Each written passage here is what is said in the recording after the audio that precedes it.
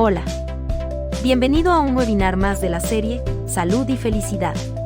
Damos la bienvenida al Dr. Guillermo Ramírez Núñez, quien será nuestro presentador y moderador el día de hoy.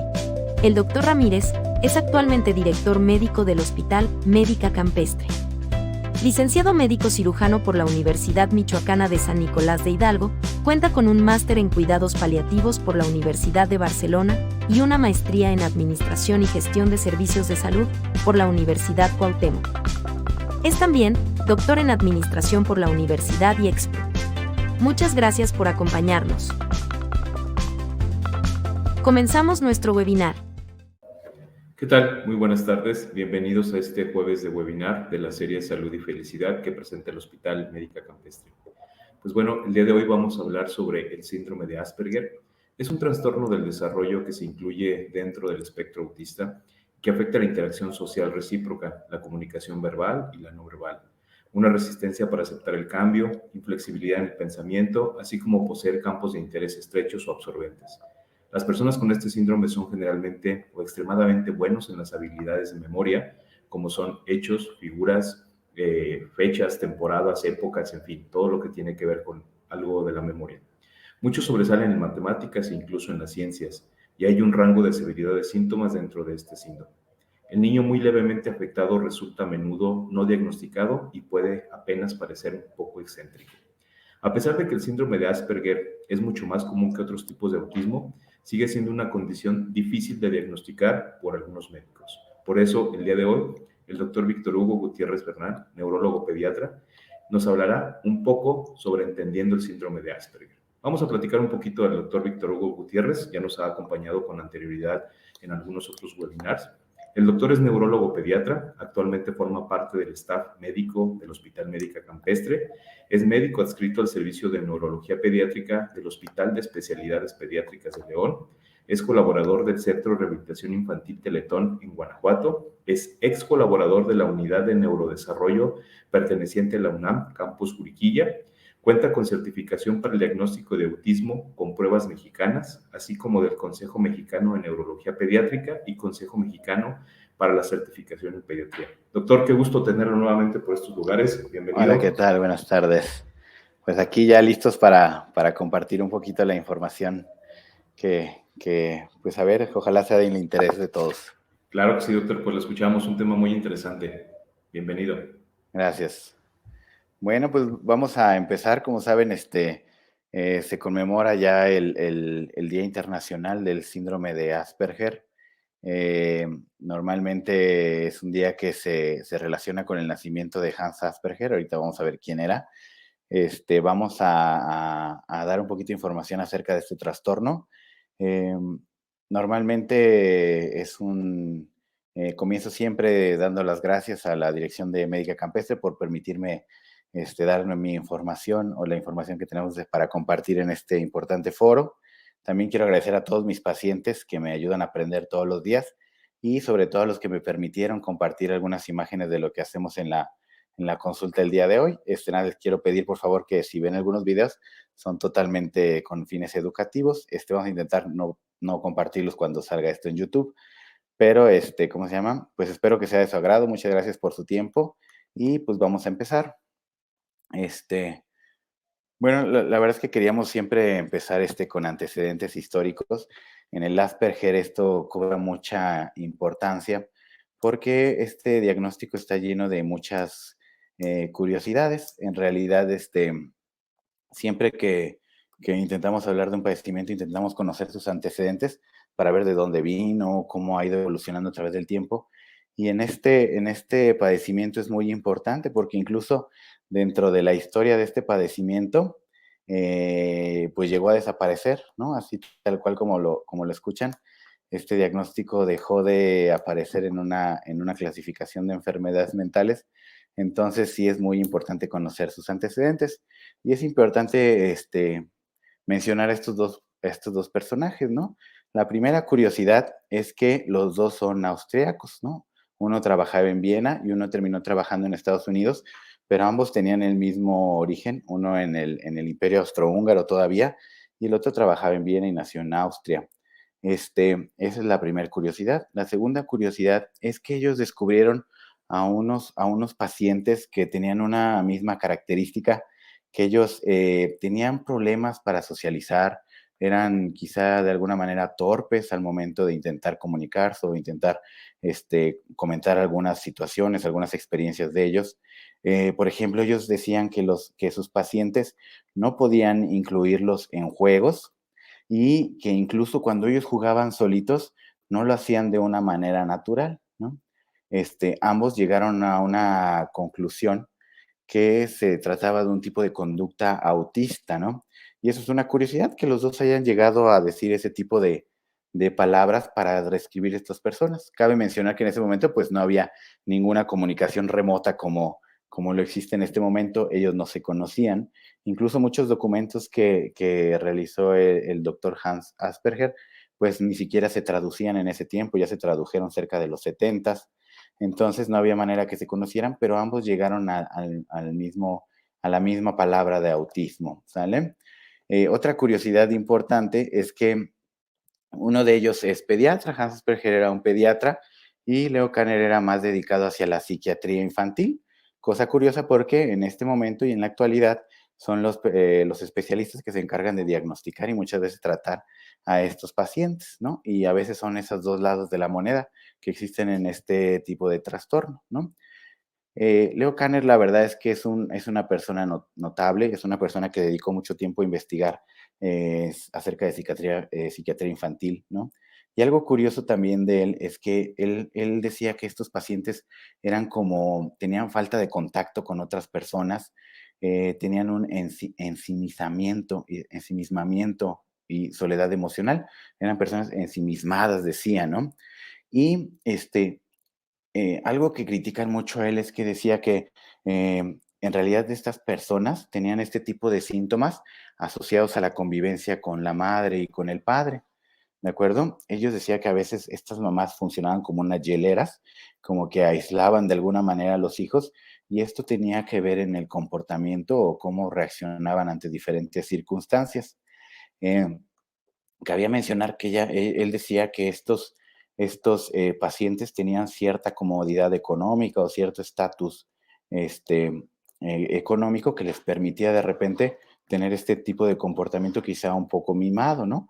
Ahora pues ya sabemos que no tiene nada que ver eso con el origen, ¿no? Pero lo que sí es muy curioso es que este padecimiento sí se ha relacionado con cierto estatus social, ¿no? Hay estudios, incluso que ahí lo voy a dejar, que se ha relacionado incluso con un desarrollo profesional alto de los padres, ¿no? Y ha visto que hay algunos estudios que comentan que, por ejemplo, cuando los padres son profesionistas y específicamente de ciertas profesiones, hay mayor riesgo de autismo. Es lo que dicen las estadísticas, ¿no? Como qué profesiones que de repente son interesantes, pues una de ellas, por ejemplo, puede ser las ingenierías, sobre todo la ingeniería en sistemas, padres contadores y ojo que incluso también padres médicos, ¿no? Obviamente que hay muchos factores, ¿no? Que pueden influir, pues un padre médico es más fácil que detecte ciertos datos en los hijos, ¿no? En sí, lo importante de destacar de esto es que se describieron estos síntomas en distintos niños y estos síntomas fue muy importante decir que era separado de un tipo que era conocido antes como una esquizofrenia infantil. Entonces, gracias a ellos se separaron estos padecimientos y ya se hablaba más de un trastorno, ¿no? Donde no conocíamos un origen, pero sabíamos que había algo mal en su comportamiento que no les permitía socializar de una manera adecuada, ¿no? Eso es muy interesante. Ya cerca de 1994 se publicó un manual. Este es un manual diagnóstico y estadístico de los trastornos mentales. La verdad es que nosotros los seguimos utilizando de manera continua para intentar diagnosticar y clasificar a nuestros pacientes, ¿no? Sabemos que si nosotros aplicamos de manera adecuada los criterios del DSM, estaríamos casi alcanzando un poquito 90, algunos arriba dicen que arriba del 90 de sensibilidad y especificidad para diagnosticar a niños con este tipo de trastornos, ¿no? Y entonces en el 94 surgieron distintos criterios, ¿no? Ya sé que no los alcanzan a leer, no es mi interés que los lean, porque ahorita vamos a hablar específicamente de ellos, ¿no? Pero aquí lo que quiero resaltar y lo que yo creo que es importante es que en el 94 empezaron a decir, ¿sabes qué? Hay un grupo de trastornos que están relacionados con el desarrollo, que se llamaban trastornos generalizados del desarrollo, pero que a pesar de que muestran síntomas muy similares o síntomas, digamos, muy específicos de estos trastornos, existen diferencias en características, ¿no? Y no tanto de que esas características sean de diferente nivel, y después vamos a ver por qué sucedió eso, ¿no? Entonces los separaban totalmente. Decían, ¿sabes qué? Hay unos fenotipos dentro de estos niños que tienen problemas en la socialización, en la comunicación y con conducta restrictiva. Y entonces surgieron varios fenotipos. Y en estos surgían como algunos subtipos del autismo. En ellos se encontraba el mismo autismo, se encontraba el Asperger, se encontraba el síndrome de Rett, porque Andrea Rett describió algunos pacientes con ciertas características. También estaba el síndrome disruptivo de la infancia o de la niñez y un trastorno generalizado del desarrollo no especificado, ¿de acuerdo?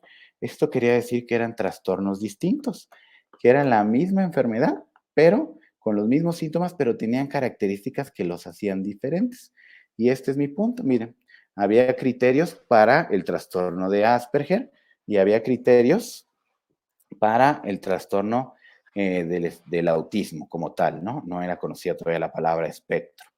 No es mi interés que los lean. Vamos a recalcar nada más sobre algunos puntos importantes de las diferencias entre estos, sobre todo del autismo de alto rendimiento. Ustedes van a ver que siempre va a haber esa complicación entre decir, ¿sabes qué? Oye, ¿tienes autismo o tienes Asperger?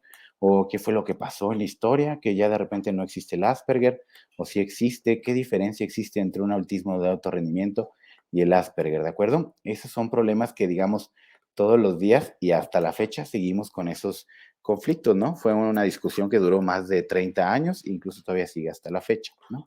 Pero, por ejemplo, en estos criterios que nosotros aplicábamos en un cierto momento, algunos neurólogos que nos formamos un poquito más recientemente, pues ya no nos tocó tanto ese cambio que todavía tuviéramos que ver entre los dos DSMs, pero todavía existía esa confusión.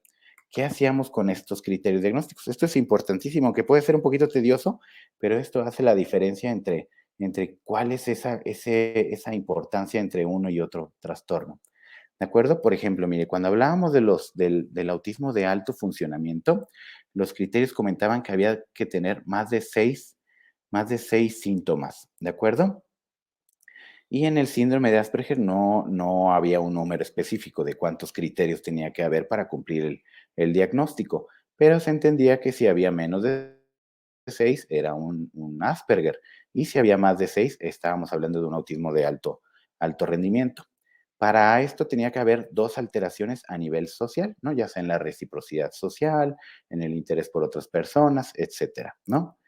En el autismo tenía que haber una alteración en la comunicación, pero en el Asperger eso no existía, no había ese criterio, porque técnicamente no tendría que haber ningún problema en la comunicación, ¿de acuerdo? Y en el autismo de alto funcionamiento tenía que haber al menos un síntoma de estereotipia o de repetición. Estereotipia entendemos por movimientos involuntarios repetitivos que no se pueden controlar en algunos casos y se presentan ante cierta estímulo sensorial, ¿sale? Entonces, al menos había que tener uno en un autismo de alto funcionamiento y había que tener uno en el síndrome de Asperger. A nivel intelectual, miren, no había tanta diferencia, ¿no? Te podría haber un rango promedio en los dos. El lenguaje actual podría ser fluido en los dos, pero algo que sí tenía que tener el Asperger es que tenía que tener una presentación de lenguaje, acorde a su edad. Quiere decir que cerca de los 2 años de edad ya tenía que decir palabras sueltas e incluso podría estar formando oraciones. Si esto no lo tenía, podríamos caer en el autismo de alto funcionamiento. Y claro que existía la exclusión. Si no entraba en el Asperger, inmediatamente era el autismo de alto funcionamiento. ¿Vale? Esto es importante que nosotros lo entendamos porque quiere decir que si yo llegaba a un paciente que de repente yo decía, oh, mira, como que cuenta con criterios o rasgos de un autismo, entonces yo aplicaba los criterios de un autismo de alto funcionamiento y decía, ah, mira, sí, sí encaja en este diagnóstico, yo ya doy el diagnóstico y no me ponía a pensar de, oye, pero ¿qué tal que él también entra en los criterios del síndrome de Asperger? A veces podíamos decir, no, sabes que ya hasta aquí es un diagnóstico de autismo y ya no lo clasificaba como un Asperger. En cambio, en el Asperger sí podía todavía saltar hacia un diagnóstico de autismo de alto funcionamiento, ¿sale? Eso era una complicación importante. Vamos a ver a más adelante qué estaba sucediendo, ¿de acuerdo? Ahora, entonces con el paso del tiempo, digamos, discusión se volvía cada vez más frecuente. Cada vez había más preguntas de, oye, ¿y qué no será lo mismo? O sea, ¿tienen los mismos síntomas? ¿No habrá algún factor que haga que me pueda ayudar a diferenciarlos uno de otro? No estaré sobrediagnosticando uno o subdiagnosticando alguno de los otros. Entonces, eso es algo que estuvo surgiendo con el tiempo y pues claro que entró en una discusión acerca del DSM-4, ¿no? Y algunas preguntas que ellos se hacían es, pues, a ver, vamos a intentar diferenciarlos, ¿no? Y una propuesta era ver cómo era la genética en esos trastornos. Y veían que, por ejemplo, había familias que tenían un hijo con síndrome de Asperger y tenían otro hijo con eh, un trastorno del espectro autista de alto funcionamiento, ¿no? Entonces decían, bueno, entonces la genética no tiene nada que ver. Incluso había gemelos donde uno tenía Asperger y otro tenía autismo de alto rendimiento. Entonces decían, pues definitivamente no hay una diferencia genética evidente, ¿sale? Después decían, oye, ¿qué tal que hay una estructura que está alterada, que en el Asperger hay alguna alteración en una parte del cerebro y en el autismo esa parte esté normal o al contrario, ¿no? Pues no, veían que todas las estructuras anatómicas, corteza frontal, grosor de la materia gris, la amígdala, el sistema límbico, todo era completamente similar. Entonces no había una diferencia estructural, anatómica o en algún circuito evidente que nos justificara esta diferencia, ¿sale? Decían, oye, pero ¿qué tal? ¿Cómo les va a largo plazo, no? Puede ser que el Asperger sea una persona totalmente funcional y que a la larga no haya ningún problema con él y que el autismo de alto funcionamiento tengan un pronóstico diferente. Pues no. Hicieron varios estudios donde demostraron que a largo plazo no había un cambio relevante en el pronóstico. Las personas con Asperger solían tener pobre desempeño en su trabajo, tenían relaciones interpersonales malas, igual que los autismos de alto rendimiento, ¿no? Entonces tampoco era hacia el pronóstico.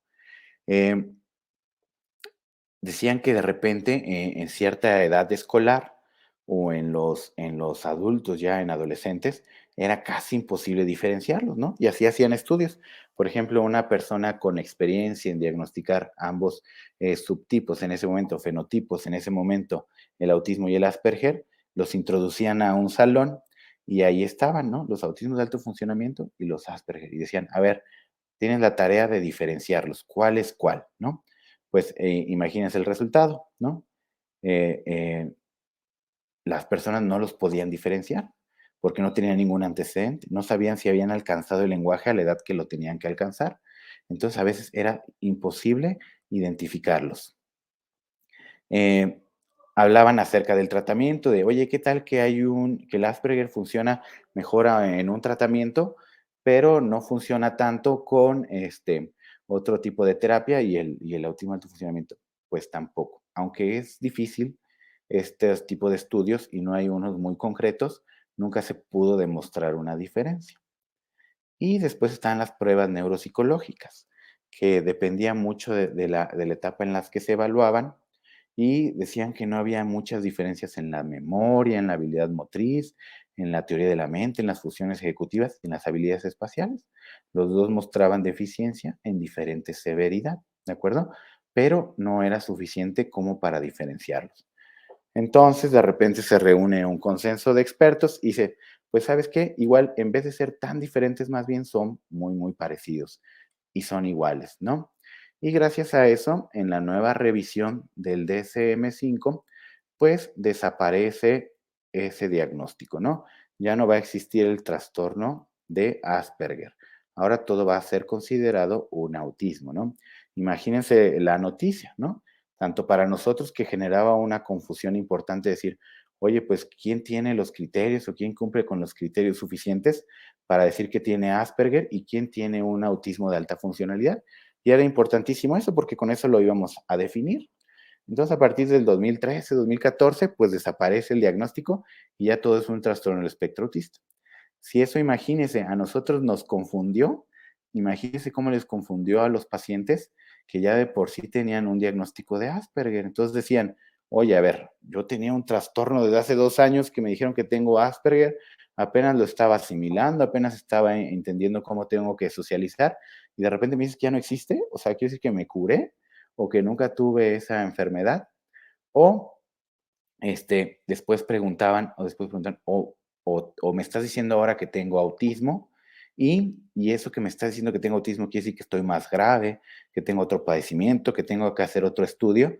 Pues claro que generó mucha confusión y también entre nosotros, ¿no? Ya no sabíamos cómo decirle o ya no sabíamos cómo clasificarlo, ¿no?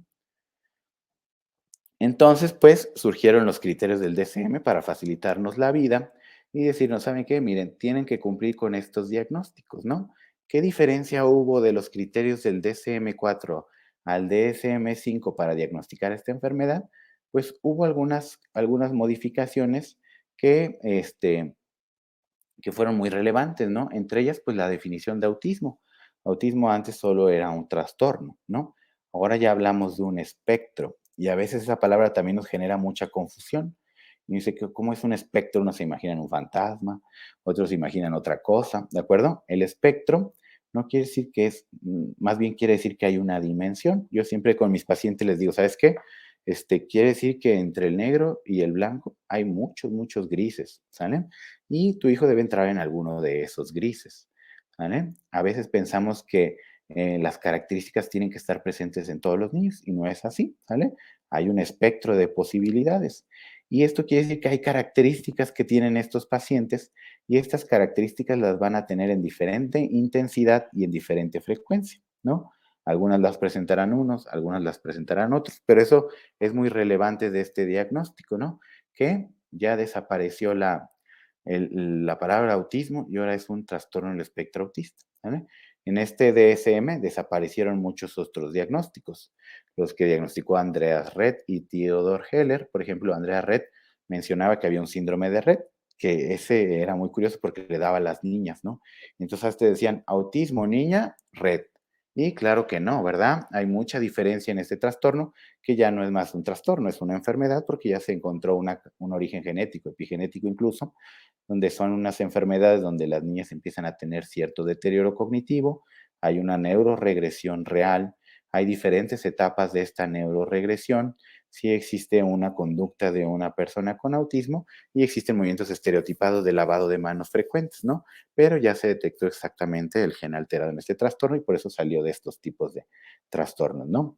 El trastorno desintegrativo de la niñez, que por ejemplo hablaba de que había niños que tenían este problema social, este problema de comunicación, problema de lenguaje, comportamiento restrictivo y estereotipado, pero estos niños no tenían que tener ninguna sintomatología antes de los 2 años, tenían ciertas regresiones. Pero pues ya vimos que esto era más bien un problema de continuidad, ¿no? A veces no se tomaban en cuenta ciertos factores, a veces pasaban desapercibidos, a veces eran tan leves que no se identificaban, ¿de acuerdo? Entonces definitivamente salió de este trastorno y todos fueron incluidos como en un trastorno del espectro del autismo, ¿de acuerdo? ¿Qué más cambió de los criterios del DSM-4 al DSM-5? Pues claro que también cambiaron algunos síntomas, ya no ponían el problema del lenguaje, ¿verdad? Porque sabíamos que el Asperger tenían un lenguaje desarrollado, entonces ya no, simplemente había un problema de la comunicación. Y esto se englobó en una misma categoría, tanto la comunicación como la sociabilización, porque parece que no puede haber sociabilización sin una adecuada comunicación. Entonces pusieron, también se agregaron, por ejemplo, los estímulos sensoriales o intereses inusuales, que es una parte muy importante en estos padecimientos, ahorita vamos a ver. Y además que también ya daban una edad de inicio más abierta, ¿no? Ya solo decían que iniciaban antes de los 36 meses de vida, que era una etapa un poquito más abierta y que de todas maneras se podían presentar más adelante en la niñez de una manera más importante, ¿no?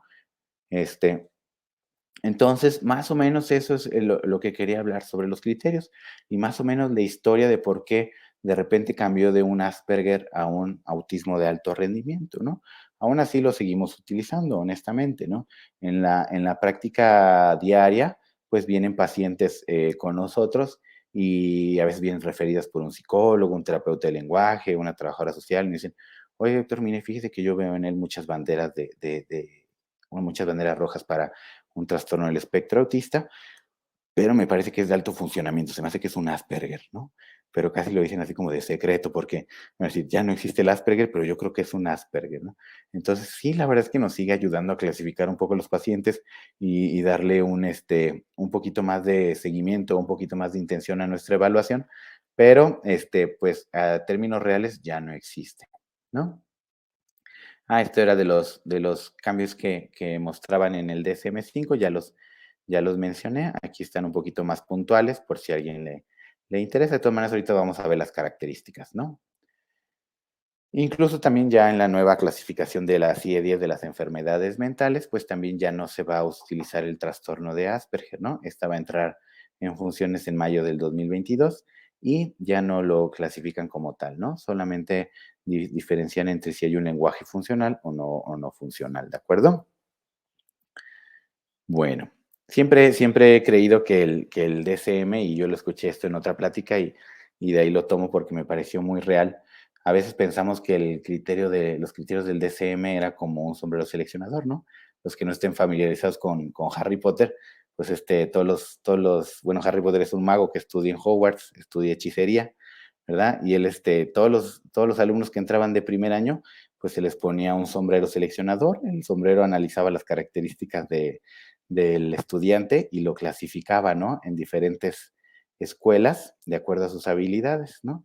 Entonces pareciera que a veces usamos el DSM así, ¿no? Lo ponemos en un sombrero, le ponemos al niño y tú vas a decir, tú tienes TDAH, tú tienes autismo, tú tienes oposicionista desafiante, y pues la verdad es que no funciona así. Ningún niño, la verdad es que entra en una caja, ningún niño entra en una clasificación, y esto nos ayuda mucho a explicarle a veces a los pacientes de, oye, mira, pues tenías Asperger, ahora es un autismo de alto rendimiento, pero la verdad es que eso a ti no te interesa, porque en realidad esas son clasificaciones y me sirven a mí para intentar dar un mejor tratamiento, pero en realidad tú sabes que tu padecimiento es su problema de interacción social y en eso yo te voy a ayudar, ¿no? Entonces, los niños no entran en clasificaciones, siempre les digo, no entran en cajitas. Hay un niño que cabe en 3 cajas distintas y es normal, ¿de acuerdo? Entonces, quiero que no funcione el DSM así.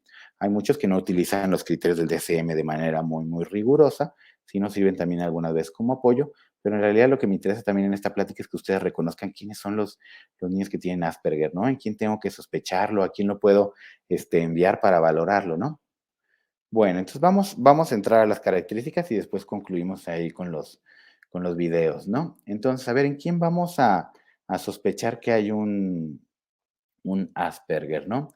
Para empezar, vamos a entender que la epidemiología de esta enfermedad está muy, muy difícil de determinar porque hay muchos, con este cambio en la clasificación ya no sabemos quién sí fue clasificado como Asperger o quién como autismo de alto funcionamiento. Entonces se comenta que hay cerca de 2 a 7 por cada 1000 personas, que de todas maneras es una prevalencia muy alta. Y eso incluso hay muchas personas que están subdiagnosticadas, incluso hay gente que está entre nosotros, que podríamos decir, ay, mira, como que él tiene Asperger, pero pues no se lo decimos, ¿verdad? Pero muchas veces están entre nosotros. Este, Hay una relación mayor en hombres, al igual que el autismo, dice que hay 8 hombres por cada mujer. En este caso dicen que hay 3 hombres por cada mujer. Y aquí me gustaría plantear eso, ¿no? Es muy distinto a veces el autismo de alto funcionamiento, el Asperger, en las niñas, porque ellas son como camaleones. La verdad es que muchas veces ellas pasan desapercibidas, es muy difícil identificarlas. Sabemos que las niñas desarrollan las habilidades sociales mucho más rápido que los niños, también las habilidades del lenguaje. Entonces, por eso a veces pasan del radar, ¿no? Yo digo que ellas son como camaleones, son como leones, porque cerca de la adolescencia, sobre todo estas niñas, es muy difícil que te expresen sus sentimientos. Y entonces a veces les puedes decir, oye, ¿quieres ir a la fiesta? Y luego por el temor o por no saber socializar, ellas dicen, sí, sí, sí quiero ir. Oye, pero va a haber mucha gente. Y ella es así toda nerviosa y dice, sí, sí quiero ir. Oye, pero segura que vas a estar bien.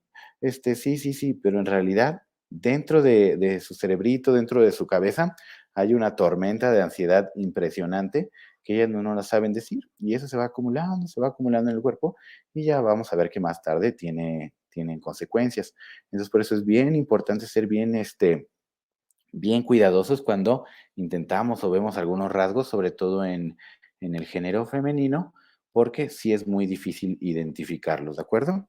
Entonces, vamos a ver, un niño con Asperger, una niña con Asperger, un adulto, un adolescente, tienen dificultad para entender a otras personas, ¿de acuerdo?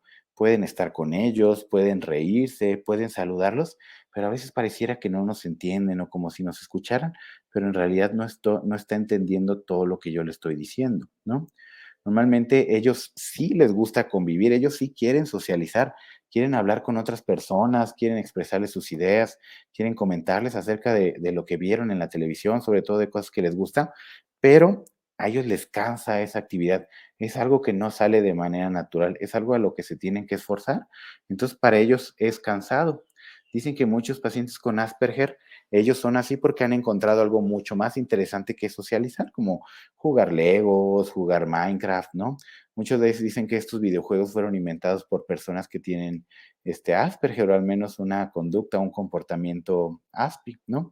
Entonces, estos niños normalmente han dicho que, pues sí, es bueno socializar, pero en realidad me gusta hacer más o me siento más contento cuando no lo hago, ¿de acuerdo? No identifican gestos normalmente cuando ven la cara de una persona, cuando notan las expresiones faciales, los gestos, ellos no los pueden entender, ¿no? Y hoy precisamente tuve un pacientito que está en protocolo diagnóstico y me decía mi pacientito, oiga, bueno, la mamá decía, oye, estoy bien enojado, es que en la entrada mi hijo iba saludando al policía, saludando a todos, es muy social, y de repente, estaba enojada la señorita de la caja, y la saludó, y la señorita no lo saludó, y yo tuve que mentirle, decirle que no la escuchaba.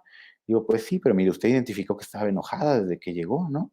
La verdad es que él no tiene esa capacidad de repente ver los gestos y entender que una persona está enojada, ¿no? Esos gestos faciales. Y eso se ha intentado demostrar a nivel neurobiológico, sobre todo en un giro temporal específicamente que se encarga de la detección de los rostros y de la cara. Entonces, han visto que, pues, hay ciertas alteraciones en algunos pacientes, pero no ha habido esa replicabilidad en otros estudios, pero sí han intentado buscar esa zona donde se encarga del reconocimiento facial y de diferentes gestos, ¿no? Pues son muy torpes al socializar, ¿no? Ellos quieren hablar, intentan hablar de ciertas cosas, quieren mencionar ciertos aspectos y pues a la mera hora no lo logran, ¿no?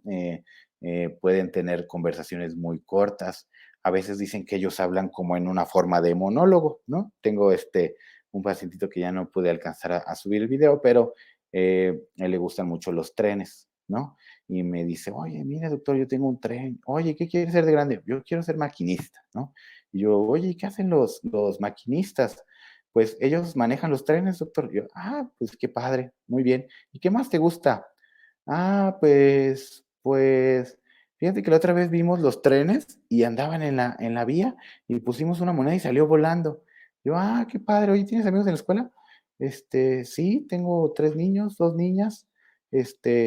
Pero la otra vez estábamos en la estación y había un taller de trenes y había vagones. Y la verdad es que está muy curioso porque ellos intentan hablar contigo y de repente se saltan solamente a lo que le interesa y cuando tú dejas de hablar de lo que le interesa, pues simplemente ya no le interesaste y se van a otra parte o intentan hablar de otra cosa, ¿no? Entonces, siempre hacen ese tipo de lenguaje, ¿no?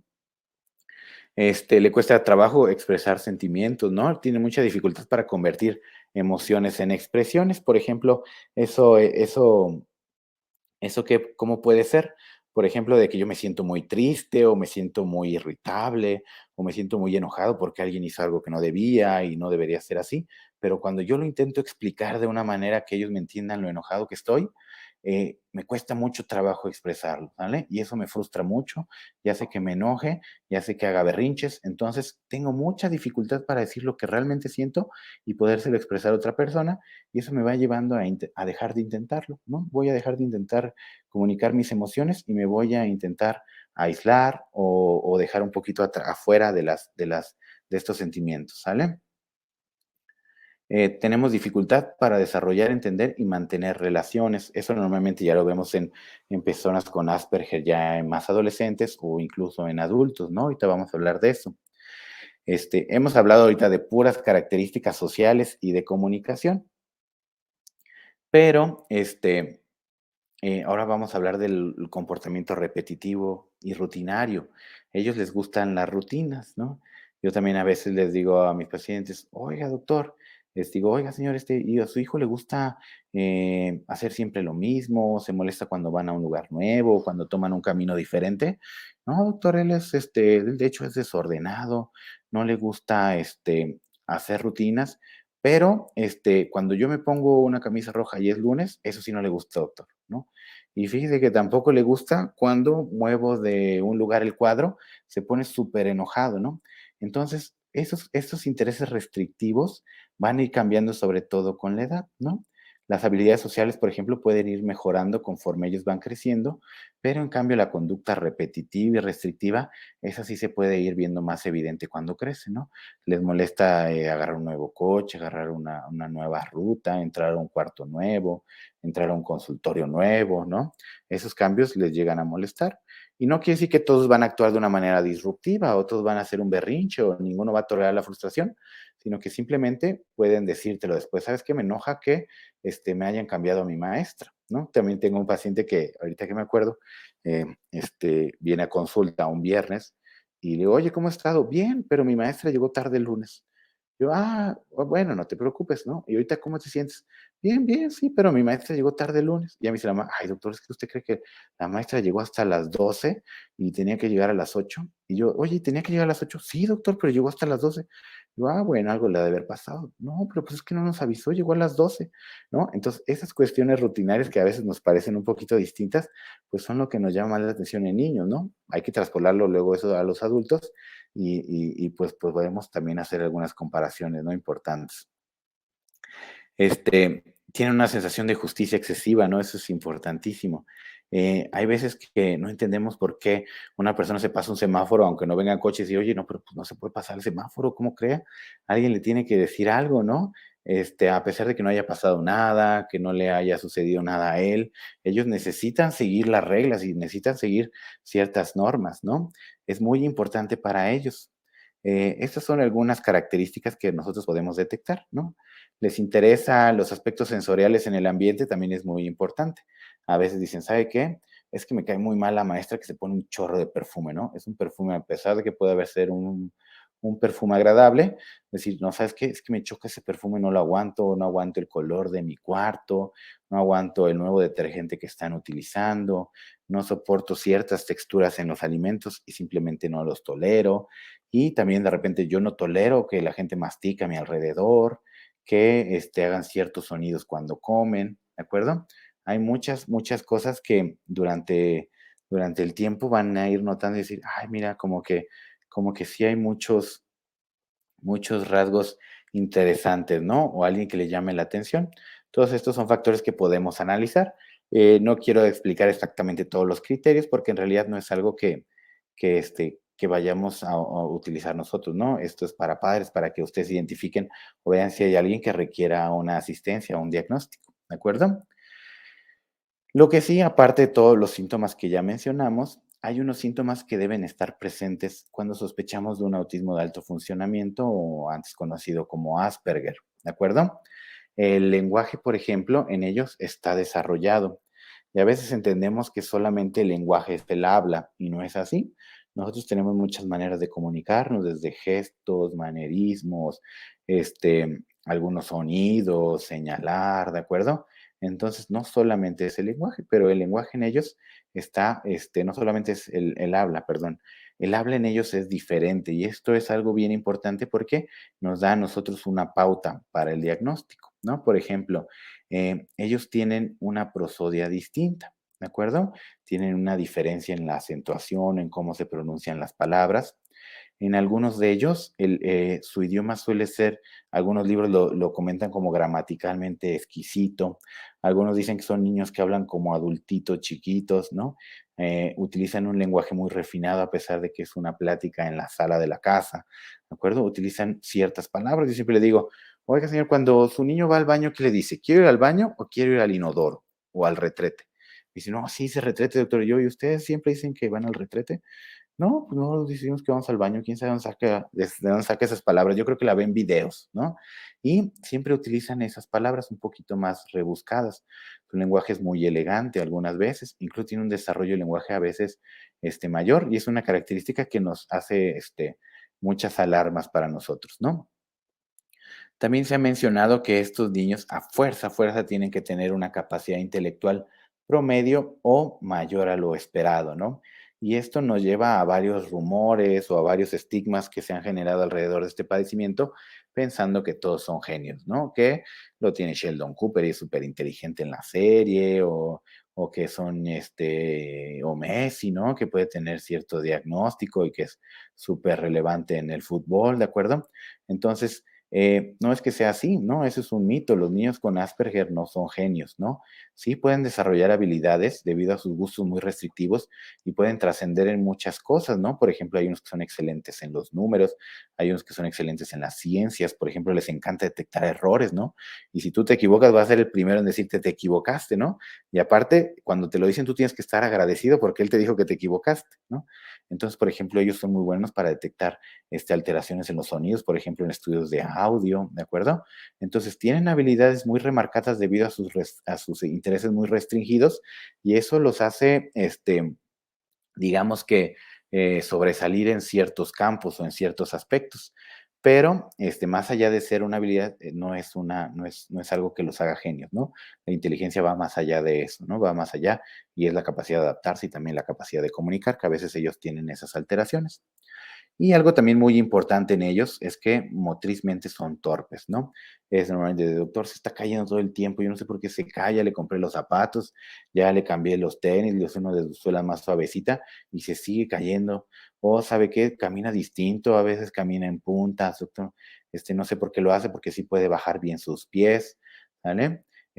Normalmente tiene la base de sustentación más amplia, son muy malos para los deportes, aunque les ayuda mucho, en realidad son muy malos a veces, ¿de acuerdo? Como muchos padecimientos o trastornos del desarrollo, siempre hay muchas alteraciones o comorbilidades que aparecen en conjunto y es bien importante identificarlos a estos, ¿no? Siempre hay muchos casos donde llega el papá y me dice, oye, doctor, pues fíjese que yo veo a mi hijo bien, pero me dijo el pediatra que si me podía hacer favor de revisarlo porque encuentra algunos datos de alarma. Y ya lo reviso y al final de la consulta le digo, no, pues sabe que, mire, su niño tiene un alto riesgo de desarrollar autismo y además tiene un trastorno de la lectoescritura y además tiene un déficit de atención con hiperactividad. Y salen así súper asustados, decir, oye, pues yo te iba a decir que nada más mi hijo que estaba bien, ¿no? O sea, que yo quería que nada más que me dijeras que todo estaba bien. Y pues claro, yo siempre les digo, ¿saben qué? No es que a un niño le hayan caído 3 relámpagos al mismo tiempo, ¿no? En realidad es parte de lo mismo y todo tiene un mismo origen. Entonces, es bien importante que identifiquen que es bien rarísimo encontrar un trastorno en el desarrollo solito o aislado, ¿no? Siempre vamos a encontrar un trastorno de ansiedad asociados, va a haber anormalidades en el aprendizaje, aunque algunos de estos niños, por ejemplo, lo saben escribir perfectísimo, también existe el otro rango, ¿no? Que no pueden escribir de plano nada. Hay problemas del cálculo, ¿no? Algunos saben muchísimo los números, les encantan, pero otros no, ¿no? Entonces, estos no son criterios, ¿no? Son comorbilidades, ¿de acuerdo? El déficit de atención es una enfermedad que va casi de la mano. Es rarísimo no encontrar déficit de atención en un niño con un autismo de alto desarrollo, la ansiedad que ya habíamos comentado, y pues sí existe mayor riesgo de epilepsia, lamentablemente, ¿no? Cerca de ahí, 29% de los pacientes con Asperger presentan epilepsia y sobre todo esto, la edad de incidencia más alta es en la adolescencia, ¿no? Aquí dice que todo lo contrario, porque a veces son respuestas paradójicas, ¿no? Los encontramos de las dos maneras. Entonces no me puedes decir, doctor, pero escribe perfecto mi hijo, ¿cómo va a tener Asperger? Pues sí, gracias a Dios escribe perfecto, pero no es un criterio, ¿no? El diagnóstico, como vimos todo el principio de la plática, pues es un diagnóstico clínico, ¿sale? Utilizamos muchos criterios para intentar localizarlos o para intentar este, clasificarlos de la mejor manera y ser lo más acertado en nuestro diagnóstico, ¿no? Esto nos lleva a veces a ciertos conflictos, ¿no? ¿Por qué? Porque me dicen, oye, doctor, me está diciendo que mi hijo tenía Asperger, pero ahora tiene autismo de alto rendimiento. Y aparte de todo eso, me está diciendo eso sin ningún estudio. Y aparte de eso, me está diciendo que va a tener esto de por vida. Yo digo, pues sí, lamentablemente es un diagnóstico clínico que se hace al observar a los pacientes y al aplicar algunos tamizajes que me permiten hacer esto más objetivo, ¿no? No hay ningún estudio que lo demuestre, no hay ningún estudio que lo haya comprobado, ¿de acuerdo? Estos tamizajes y los criterios normalmente los va a aplicar su doctor cuando haga el diagnóstico, ¿no? Ya existen muchos tamizajes, incluso existen algunas pruebas de adultos que pueden autoaplicarse ellos en su casa. En internet hay una página, los contesta y puede ver si tiene riesgo o no de tener un Asperger, ¿no? Claro que después hay algunas pruebas neuropsicológicas, que es nuestro gran puente a estos padecimientos, que nos ayudan a confirmar o volver esto más objetivo y decir si tiene autismo, tiene Asperger, ¿de acuerdo? Pero tampoco esto descarta el diagnóstico. Siempre es importante generar una buena explicación a la familia para que no se confunda. Y a veces cuando no salen bien en estas pruebas o salen mal, no necesariamente es una corroboración del diagnóstico, son todos apoyos, ¿vale? Oye, doctor, ¿qué pasa? Mi doctor me dijo que tenía que hacer una evaluación genética y que me iba a decir si tenía autismo. Sí, existen muchas pruebas, existen actualmente paneles que estudian diferentes genes, porque ya sabemos que el Asperger no es una enfermedad monogénica, no conocemos exactamente la causa, conocemos factores que se pueden asociar, hay un factor de herencia bien importante, pero no es una herencia mendeliana, y sí hay muchos genes que participan en este padecimiento, ¿no? Pero no hay una prueba, ¿no? Si hay algunas enfermedades genéticas como un síndrome de X frágil, un Angelman, Smith-Lemli-Opitz, donde a veces pueden tener manifestaciones como un trastorno del espectro del autismo y se pueden manifestar y pueden tener un diagnóstico genético. Vámonos un poquito más rápido. La neuroimagen en realidad no se debe de pedir de rutina, es normal, ¿sale? Entre un autismo de alto rendimiento y un Asperger es normal. Hay muchos estudios que han intentado encontrar una estructura anatómica, no son replicables. Todavía no existe ese estudio que nos pueda permitir ver una estructura normal. Eso podemos hablar más adelante. Y el electroencefalograma normalmente representan un apoyo diagnóstico. En algunos se puede decir que hay disfunción cerebral, pero no en todos, ¿vale? No es un estudio que pidamos de rutina, pero sí nos ayuda a descartar comorbilidades, al igual que los otros tres. En los adultos, la verdad es que esto es bien curioso porque muchas veces diagnosticamos a los adultos porque se diagnostica el hijo, ¿no? Entonces le decimos, ¿sabe qué? Su niño tiene Asperger. Ok, y empezamos a decir las características y dicen, oiga, pero es que así es mi esposo. Bueno, pues ya no sabemos, ¿verdad? Y dice, oiga, doctor, ¿y será por eso que no me hace caso? Pues puede ser, ¿no? Que es probable, ¿no? Y a veces muchos se diagnostican así. Muchos de ellos tienen pobres desempeños laborales, tienen conflictos en las relaciones interpersonales, ¿no? Y muchos lamentablemente caen en depresión, ¿sale?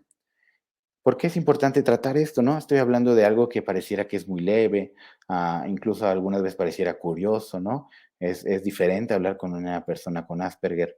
Entendamos que esto es un padecimiento, es un trastorno totalmente cerebral, ¿no? No se ha asociado a alguna alteración en algún órgano, en el corazón, en los riñones, en nada de eso, ¿no? Entonces, algo que no cuadra es que se ha demostrado que la expectativa de vida en pacientes con Asperger o autismo de alto desarrollo es a los 54 años, y eso en países desarrollados. Entonces, algo está pasando que estos pacientes no viven tanto en comparación con el resto de la población en su edad. Y lamentablemente también sucede esto. Hay una tasa de suicidio muy alta dentro de los pacientes con Asperger, ¿de acuerdo? Es normalmente hasta 4.6 mayor en la población, mayor riesgo de atentados de suicidio en la población con Asperger que en su grupo de edad, ¿no?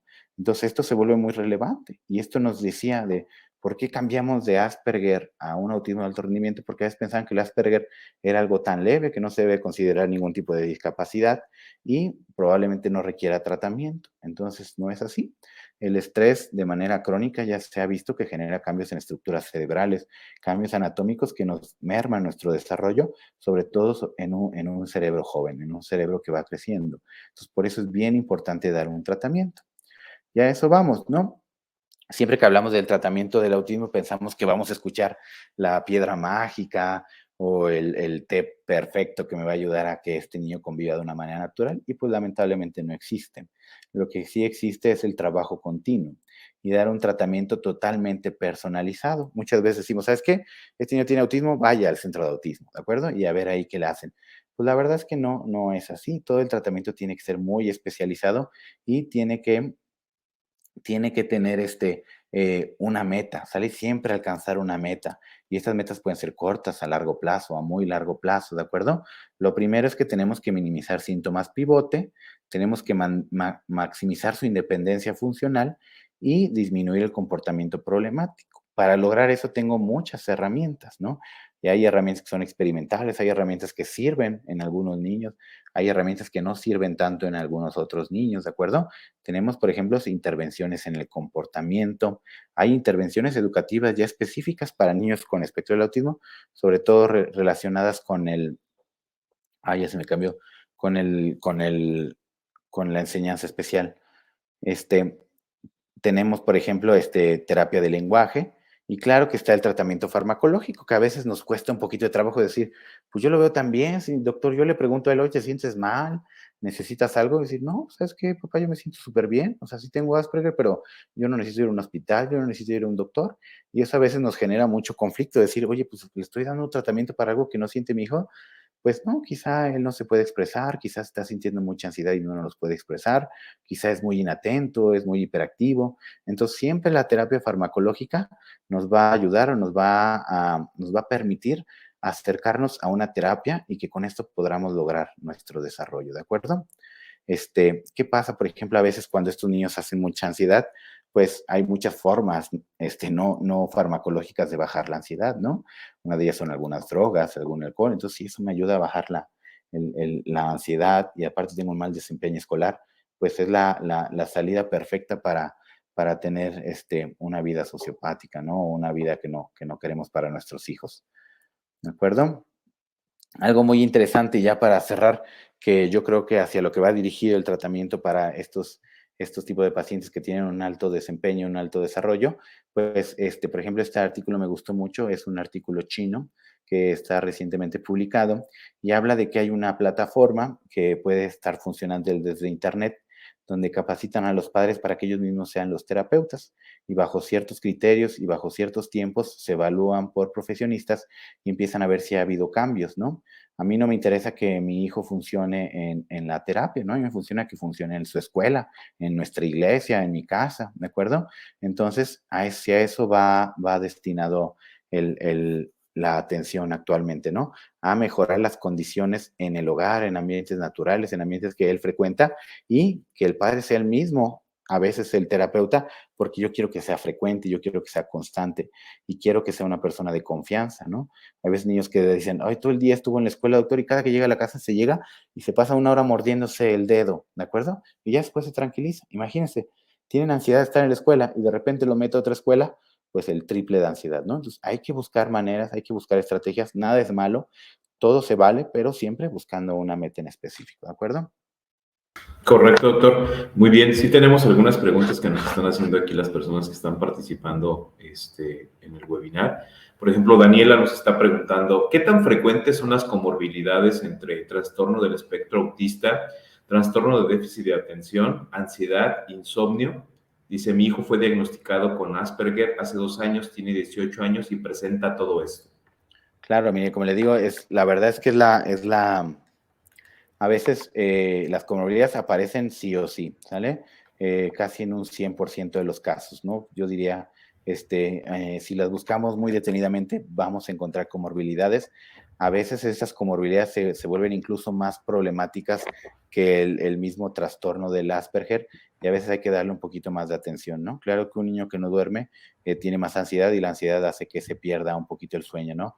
Sin duda hay que tratarlos, hay que tratar el TDAH, hay que tratar la ansiedad, hay que tratar los problemas del sueño y cuando nosotros tratamos esas comorbilidades, vamos a ver cómo el niño empieza a funcionar mejor, empieza a tener más habilidades, empieza a socializar más, pero a veces entrar el tratamiento en las comorbilidades también es muy, muy importante y es súper, súper frecuente, no es nada raro y no se sienta que su hijo es distinto, simplemente que en todos aparecen. Claro, muchas gracias, doctor. Esa frase que utilizó de no encasillar a los pequeños en un diagnóstico creo que es muy importante, ¿no? Y parte importante también de esto es que nosotros como padres seamos muy sensibles sobre el diagnóstico de nuestros hijos. Y justamente estaba revisando ahorita las preguntas que nos hacen los panelistas y dice, ¿qué tan importante es que los padres y familiares acepten este diagnóstico en los niños para un buen tratamiento y diagnóstico? Y obviamente apego también. Claro. Sí, la verdad es que es bien difícil, ¿no? Nosotros entendemos que vamos a una consulta esperando escuchar buenas noticias, ¿no?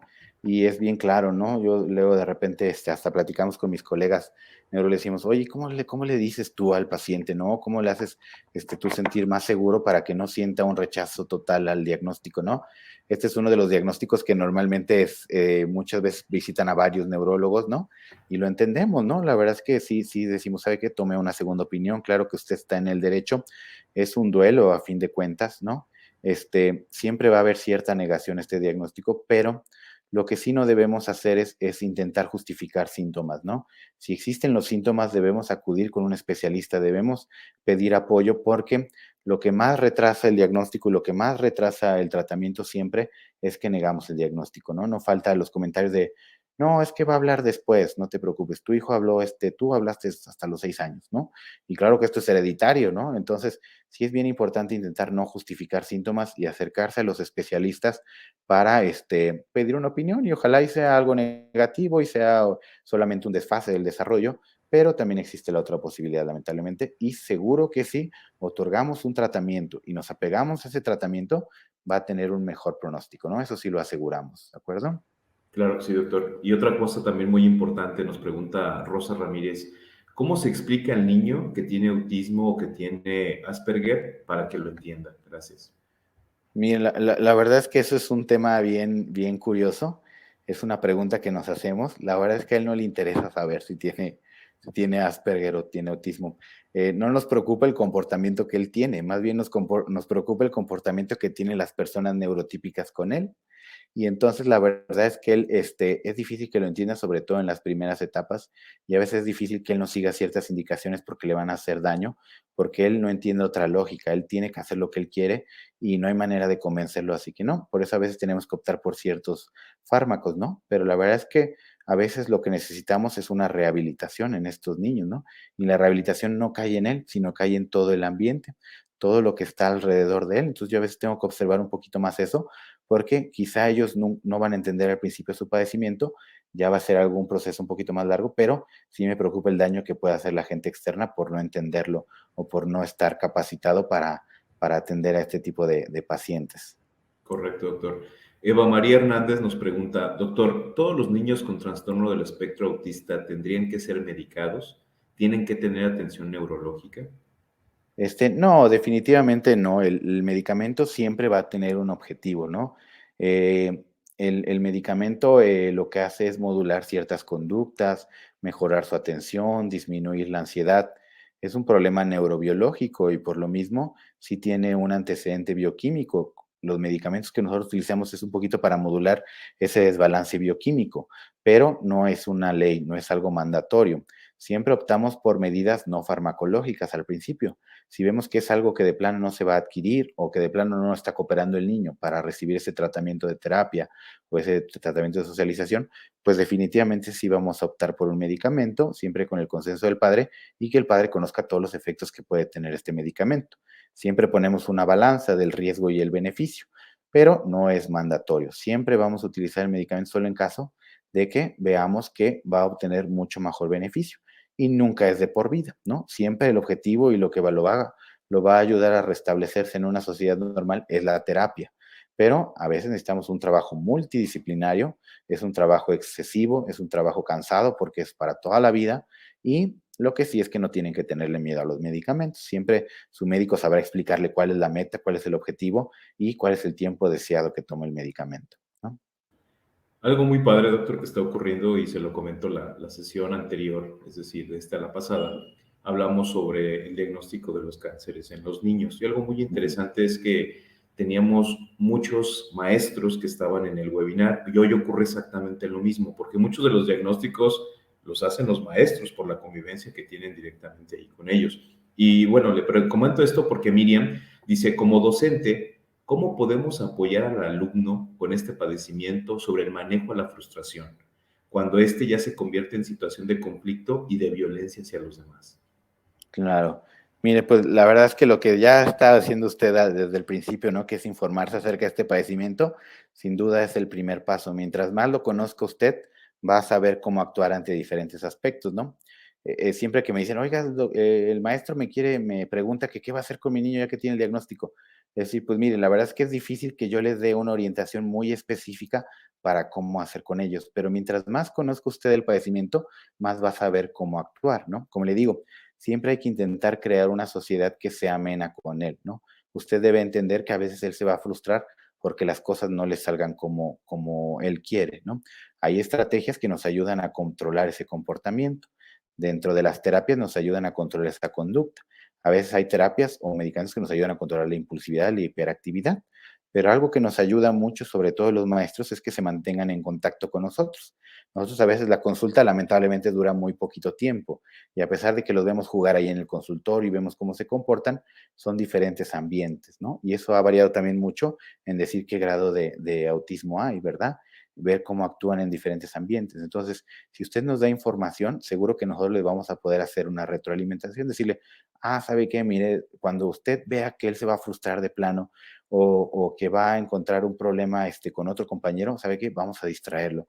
Vamos a intentar adelantarnos a esos episodios, ¿sale?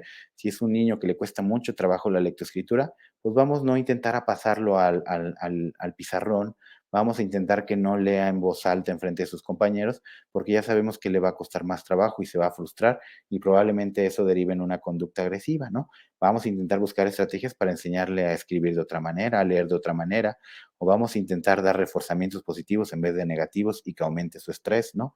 Entonces, hay muchas estrategias, hay medicamentos que nos ayudan también para mejorar el desempeño en el aula, pero todo tiene que ser muy, muy específico, todo tiene que ser muy individualizado en estos padecimientos, ¿no? Y siempre con una meta que me diga, oiga, ¿sabe qué, doctor?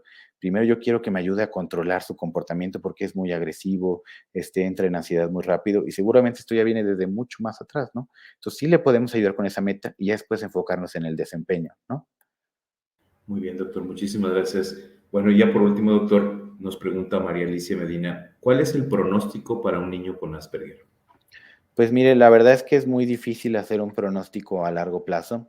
Normalmente lo que nos dicen los estudios es eso, lamentablemente muchos de los Asperger terminan en trabajos que no le gustan, ¿no? Muchas veces pueden hacer enfermedades psiquiátricas como depresión, tienen ansiedad, tienen mayor riesgo de suicidio, lamentablemente. Sabemos que si intervenimos temprano va a tener un mejor pronóstico. Los resultados adecuados o buenos que nosotros tenemos son personas que llevan a cabo su vida cotidiana, pueden tener una familia, pueden terminar una carrera, pueden conservar un empleo. Normalmente, si es un empleo que les gusta y donde se pueden desenvolver adecuadamente y hacen lo que ellos quieren, normalmente son unas personas también muy felices. Existen los dos lados de la moneda, ¿no? Pero depende mucho de la cantidad de intervención y en el tiempo que se haga, ¿no? Eso sí es muy importante. Es muy difícil generalizar porque puede ir para los dos lados, ¿no? Pero le aseguro que si damos intervención, que si somos constantes en el tratamiento, ese pronóstico va a ser mucho, mucho mejor y puede llevar una vida cotidiana, sí con problemas de ansiedad, sí con restricciones, pero que quizá él ya lo pueda entender más y pueda generar estrategias para vencer esas limitantes. Claro que sí, doctor. Pues bueno, doctor, nos están preguntando repetidamente que dónde lo podemos encontrar. Ahí están sus datos, no se alcanza a apreciar mucho, si nos puede apoyar, por favor. Sí, claro, yo estoy aquí en León, Guanajuato, en Médica Campestre, en la Torre 3, en el piso 5. Cualquier duda, cualquier información, ahí están los números de mis asistentes, 477-251-9023. Y también ahí está mi contacto de mi correo, vick1100@gmail.com. Muchísimas gracias, doctor. Pues bueno, No, ¿de qué? Ustedes. dejamos la puerta abierta sobre todo para una futura intervención. Son temas Claro que muy sí. interesantes, la gente le fascina escuchar de un especialista sobre todo las cuestiones de diagnóstico temprano, manejo y pues toda la información que usted nos brinda, doctor. Muchísimas gracias por su Perfecto. tiempo. Y pues en nombre del Gracias. Hospital Médica Campestre, doctor, queremos entregar el presente reconocimiento pues por su valiosa participación el día de hoy, ¿no? Y como repito, pues esperamos contar con su experiencia y con su tema para una siguiente webinar. Muchísimas gracias, doctor. Gracias, hasta luego. Quiero agradecer también a todos ustedes que participaron el día de hoy en este webinar. Les recuerdo que por aquí estaban preguntando que si la presentación se queda guardada. Efectivamente, se queda guardada. La próxima semana se retransmite a través de la página de Facebook y posteriormente en la página de YouTube de Médica Campestre. Pueden verla, descargarla o compartirla. Asimismo, en el apartado que tenemos en la parte superior derecha de los folletos, ahí pueden descargar justamente la presentación que el doctor amablemente nos presentó a lo largo del webinar, donde vienen bien detallados sus datos de contacto. Muchas personas preguntaban sobre las pruebas, muchas personas preguntaban sobre consultas, pues ahí pueden obtener toda esa información para acercarse directamente con el doctor.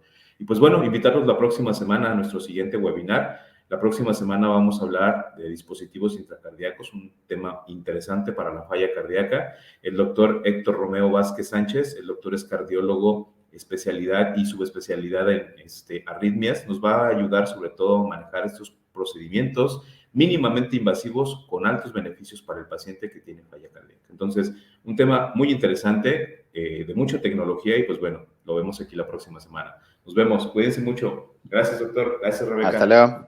Perdón, se me olvidaba, la revista Salud y Felicidad, número 58 de la serie, ya pueden seguirla descargando. Nos vemos, que estén bien, hasta luego.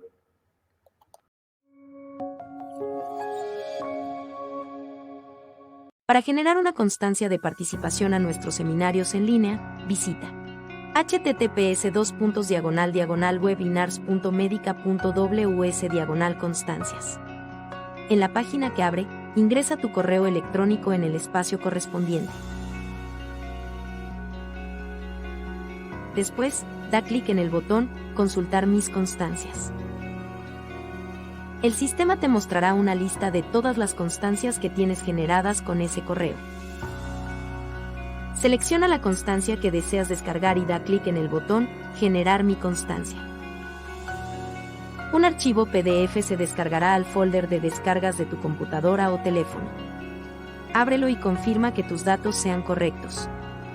Solo puedes descargar una a la vez. Si quieres descargar más, repite este mismo proceso nuevamente.